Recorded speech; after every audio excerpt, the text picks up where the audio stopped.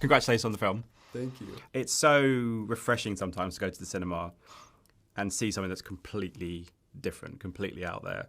And in a world where we've got all these big movies and superhero movies, all that kind of stuff, when you go and see something like this, it just kind of reaffirms why cinema is so great. For you as an actor and as a filmmaker yourself, when you are part of this and see something like this, does that reaffirm kind of what cinema can do and what it's capable of? Yeah, it's so cool. I mean, it's so cool to also add to the definition of what needs to be seen in the cinema, because I think that's kind of started to get narrower in terms of what's must-see in theaters, and it tends to be these big tentpoles that are action-y or superhero-y, which, by the way, I like those movies. I just think that how do we kind of do maybe a little bit less of those, and this film is a really great case for why you should take the wild, bold swing on something that's really refreshing and put the money behind it and, you know, put the names in it and do all of that, because it's just so exciting. I mean, we saw it with people for the first time.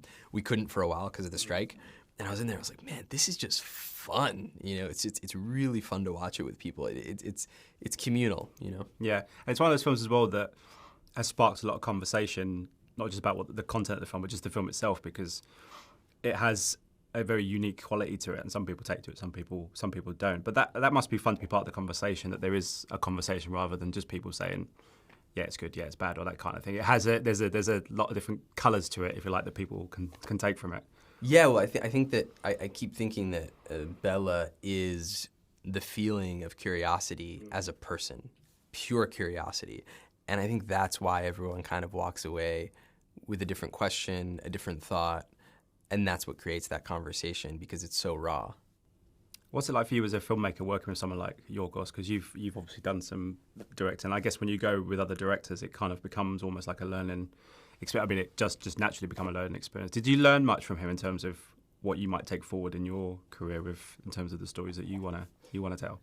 Yeah, I learned so much. I mean, the whole process was really expansive, and what I loved was how detail-oriented he is, how exacting he is, but at the same time, he lets things be organic. You know, you can tell he's really specific with the set designers, really specific with the costumes, really specific with the actors, and he lets them do their own thing. You know, I think he wants to be surprised. I think when he chooses anything, it's because he feels like it could kind of grow in his world, you know? So it's that's what I felt with the whole cast. It's like he kind of brought us all there so that we could grow into it. And he lets that growing happen. He doesn't micromanage that piece. And that's why I think his films are so good. Yeah.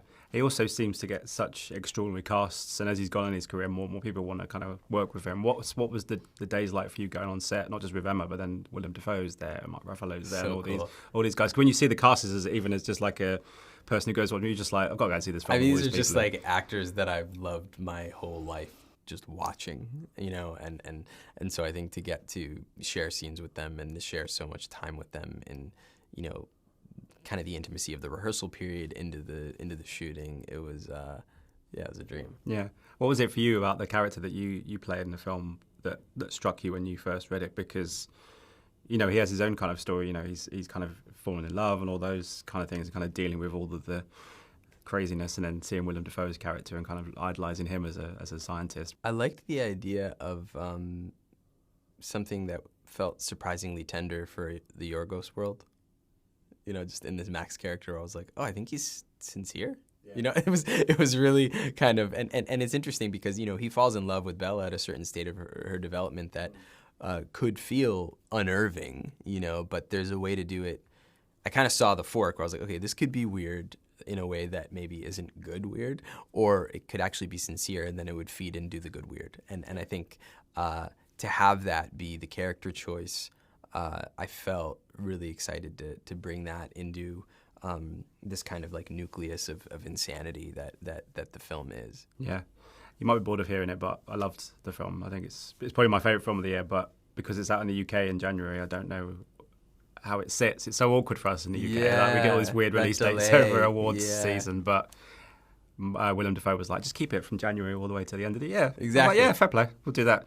So lovely to talk to you. Ladies and gentlemen, you're watching Hey You Guys! Hey, you guys! Hey, you guys. Hey, that's what they all say. Hey, you guys.